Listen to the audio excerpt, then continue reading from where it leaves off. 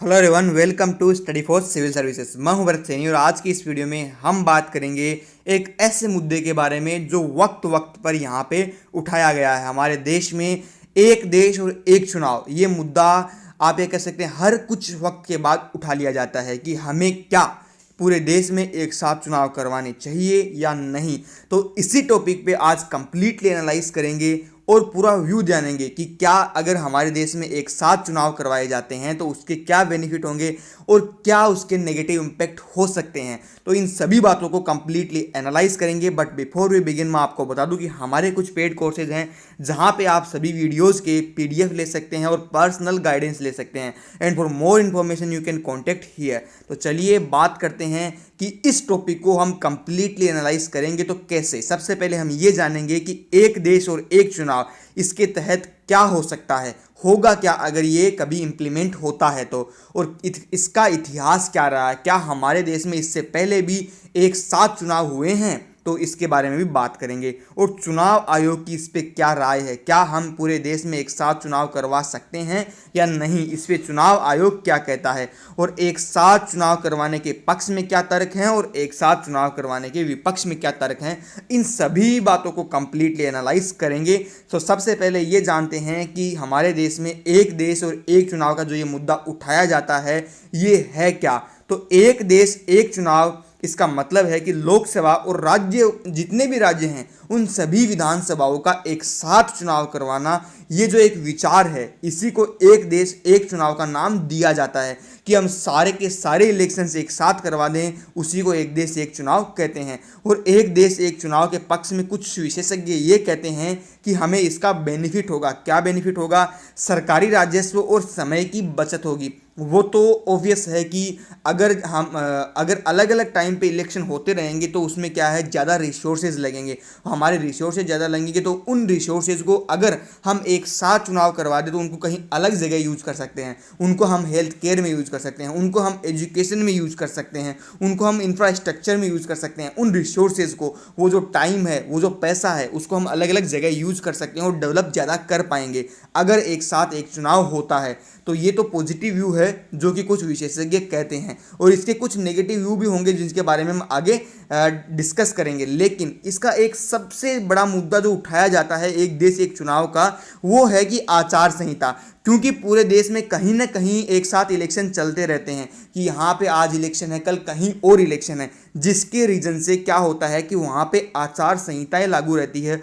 और एक आचार संहिता क्या होती है, इसका वीडियो अभी जस्ट आई थिंक कुछ टाइम पहले सर का एक वीडियो आया है जिसमें सर ने कंप्लीट एनालाइज किया है कि आचार संहिता क्या होती है, तो उसके बारे में आप जान सकते हैं। तो आचार संहिता का तात्पर्य ये है कि उस वक्त आप कुछ नया काम स्टार्ट नहीं कर पा रहे हैं, तो उसका भी डिपेंड करता है कि आप आदर्श आचार संहिता के तहत है या फिर नॉर्मली हैं।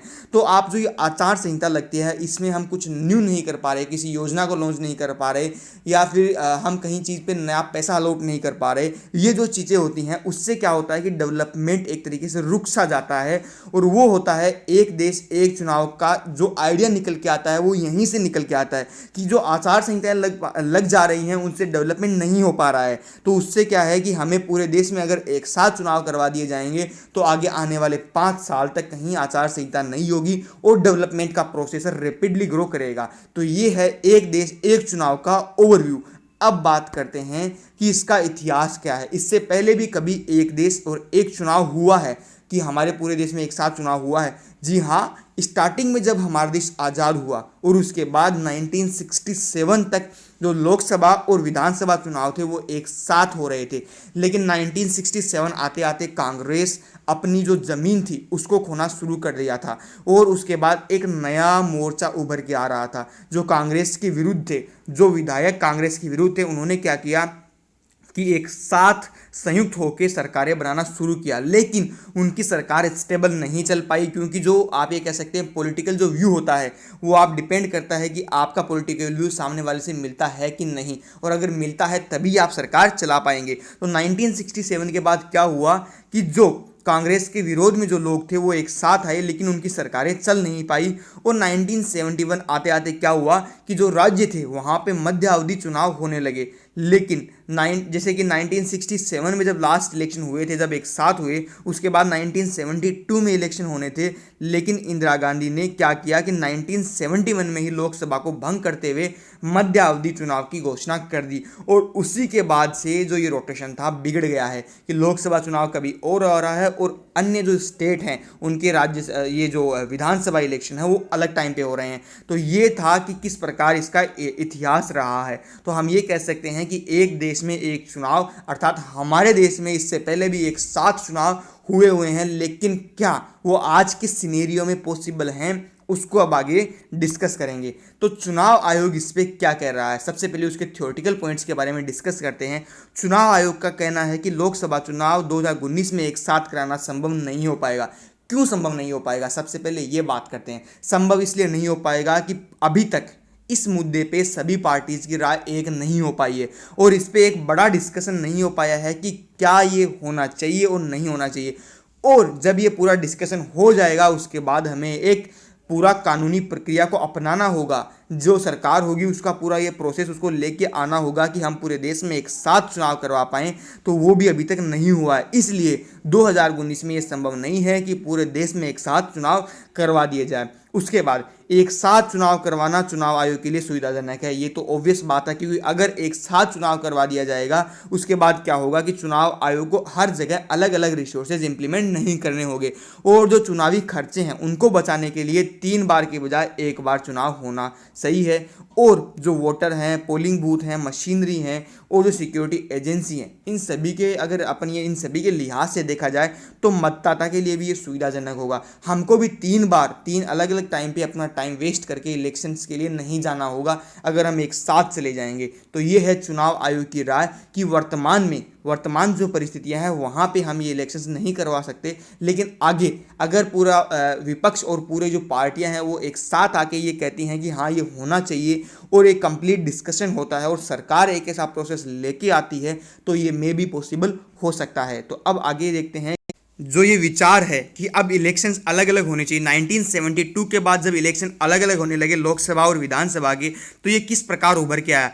एक तो चुनाव जो एक साथ हो रहे थे वो बंद हो चुके थे क्योंकि इंदिरा गांधी जी ने 1971 में इलेक्शंस को डिक्लेयर कर दिया था और जो सांसद थे जिन्होंने समर्थन दिया था कांग्रेस के विरुद्ध, उन्होंने वापस अपना समर्थन लिया सरकार से, जिससे क्या हुआ, सरकारें गिरने लगी और मध्यावधि चुनाव होने लगे। और उसका एक बेस्ट एग्जाम्पल आप वाजपेयी जी की सरकार को देख सकते हैं जो कि 13 दिन के अंदर गिर गई थी। तो ये एक विचार है कि कब कब ये हुआ कि सरकारें आप ये कह सकते हैं बनी लेकिन वापस गिरना शुरू हो गई और मध्यावधि चुनाव होने चालू हो गए, जिससे क्या हुआ कि पूरे देश में लोकसभा और विधानसभा के जो इलेक्शंस थे उनका जो एक साथ होने का जो प्रोसेस था वो बिगड़ सा गया था। तो ये 3 रीजंस हमने यहाँ पे डिस्कस किए। अब ये देखते हैं कि एक साथ जो चुनाव करवाने के जो लोग पक्ष में हैं वो अपने तर्क क्या रखते हैं। उनका कहना है कि अगर एक साथ चुनाव करवाया जाएगा उससे क्या होगा कि मतदाताओं में उत्साह बना रहेगा कि उनको अपने राज्य की सरकार भी चुननी होगी, उनको अपनी देश की सरकार भी चुननी होगी और जो आर्थिक जो स्थिति है देश की वो भी मजबूत होगी, क्योंकि जो धन की जो खर्चा होगा उसको हम बचा सकेंगे और जो प्रशासनिक जो हमारा रिसोर्सेज है जो हम उनको हम बचा सकेंगे और जो काम वो करेंगे, बार बार रिपीट कर रहे हैं, जो काम एक बार उनको करना है, जो काम वो 3 बार कर रहे हैं, उसको हम वहाँ पे सेव कर पाएंगे। तो ये एक तर्क है जो इसके पक्ष में दिया जाता है। और जो राजनीतिक दल हैं वो क्या करते हैं, हर एक इलेक्शन में अपने प्रचार के लिए आप जो अपना काला धन खपाते हैं, जो उनके पास ब्लैक मनी है उसको यूज करते हुए अपना प्रचार करते हैं, उस पे भी रोक लगाई जा सकेगी अगर सिर्फ एक बार इलेक्शन होगा तो। और जो बार बार आदर्श आचार संहिता लगा दी जाती है पूरे देश में या फिर जहां भी इलेक्शन होते हैं वहां पे, उससे क्या होगा कि जो जनहित के काम है उन पे कोई भी प्रकार का इम्पैक्ट नहीं होगा, सिर्फ अगर एक बार ही अगर इलेक्शन होता है। और जो इलेक्शन के अंदर ड्यूटी लगती है वो किनकी लगती है, जो सरकारी अधिकारी है उनकी लगती है, शिक्षक है उनकी लगती है और जो कर्मचारी है उनकी लगती है। इससे क्या होता है, जो बच्चे स्कूल में पढ़ रहे हैं, जो गवर्नमेंट स्कूल में पढ़ रही है, उनकी पढ़ाई पे थोड़ा इम्पैक्ट होता है और जो प्रशासनिक काम है वो एक बार रुक से जाते हैं जब ये आचार संहिता लगती है या जब इलेक्शन आते हैं, इस पे भी हम अंकुश लगा पाएंगे। और जो लोकसभा और विधानसभा के चुनाव हैं, जो सरकारी मशीनरियां हैं, वो क्या करेंगी, ज़्यादा आउटपुट दे पाएंगी अगर सिर्फ एक ही बार इलेक्शन होते हैं। और इससे होगा क्या, आम लोगों को फ़ायदा होगा। और एक साथ चुनाव कराने के जो समर्थक है वो ये कहते हैं कि जो सरकारी धन है वो बचेगा। और 1952 के लोकसभा और विधानसभा चुनावों का जो एक एग्जाम्पल दिया जाता है कि उस वक्त जब इलेक्शन हुए थे 10 करोड़ रुपए खर्च हुए थे, और जब 2014 के लोकसभा चुनावों में ही सिर्फ 4500 करोड़ रुपए खर्च हुए हैं। अब बात करते हैं उन तर्क के बारे में जो लोग इसके विपक्ष में तर्क देते हैं कि हमें पूरे देश में एक साथ चुनाव नहीं करवाने चाहिए। तो जो संसद या जो राज्य विधानसभा हैं उनके लिए 5 वर्ष की अवधि को सुनिश्चित कर पाना वैधानिक रूप से असंभव है। वो इसलिए कहते हैं क्योंकि अगर आपको पूरा क्लियर मैंडेट नहीं मिलता है, चाहे वो संसद में हो या फिर किसी राज्य की विधानसभा में, तो आपकी जो सरकार बनेगी वो क्या होगी, गठबंधन की सरकार होगी। और आप गठबंधन की सरकार की 5 वर्ष की आप ये नहीं कह सकते कि ये डेफिनेटली 5 साल चलेगी।